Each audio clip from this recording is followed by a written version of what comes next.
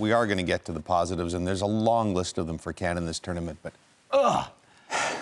10 minutes away. I mean, when David scores that goal, you think this was meant to be. And as Luke and Stephen said so often during the broadcast, they deserve to win the bronze medal with their performance, wouldn't you say? Yes, you would. The performance across the 90 minutes was outstanding. They were the better team. Stevie said toe-to-toe. Probably we said toe-to-toe with Uruguay, but they outplayed Uruguay for long spells in that game. They were simply too good in certain areas. Ismail Kone, outstanding performance. He's really come of age in the last 2 games for Canada. And if you look overall, it's just disappointing for us, James. That's what it is. We're disappointing here because Canada should have seen that game through, and that's maybe the fine margins of TV that we talk about and how you see a game through at this elite level.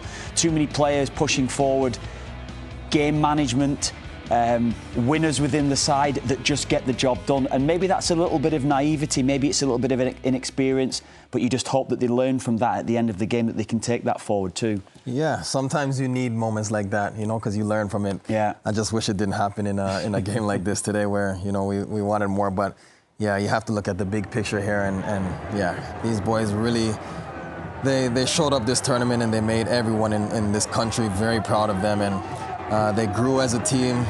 You know, it looks like they really understood the system, as Jesse's speaking here. And, yeah, they're just going to continue to get better and better from here. Some great individual performances. I think a lot of players got a chance to just come out here and play where we didn't really know much about these players. You know, some players that got the start in this game here today. So it's great. The team is growing. You know, more and more players popping up, and that's what we want to see in Canada. We want to see more of that over the next 2 years before the World Cup. That's a moment right there. These guys have been together longer than they've ever been together, longer than the run-up and including the World Cup. This 6 weeks or whatever it was when they first got together in Europe before the games against the Netherlands and France. And talking to a couple of them before tonight's game, closer than they've ever been before, they felt like coming into this one. And I just, you know, beyond winning the tournament and secondarily winning this game and winning the bronze, could this have gone any better for Canada as far as experience, as far as confidence, as far as team building on this road to 2026? I don't think so. I think they played such good football in this tournament and really opened a lot of eyes. We've seen what Max said earlier on about gaining the respect from everybody in the world.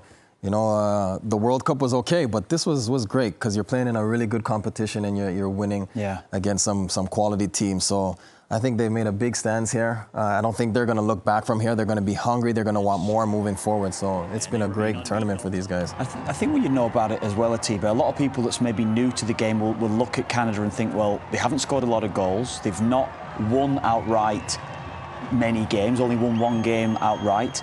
But we know when you play at this level at international football, how difficult it is to play at the level that we've seen from Canada, control games, open teams up the way that Canada have opened teams up, create chances the way that Canada have created against Argentina and Uruguay and Chile and these top-class international football sides. We know how good these teams are.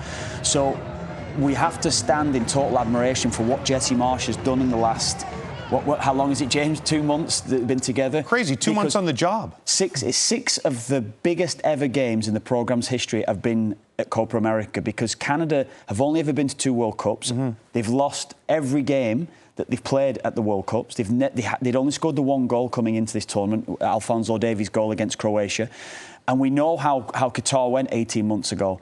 So for Canada to go from that level to where they are now, seriously competing against Argentina and Uruguay the way that they've done. You asked the question at the start, could it have gone any better? I'd probably say no, because we didn't think it would be like this at the start of the tournament. Jesse Marsch was hired officially on May the 16th. It's July 13th, so not even 2 months. And to go through what they did, and almost every move he made turned out perfectly, including tonight where he went with this inexperienced lineup, which we question, frankly, because you get a rare opportunity to finish 3rd in a Copa America.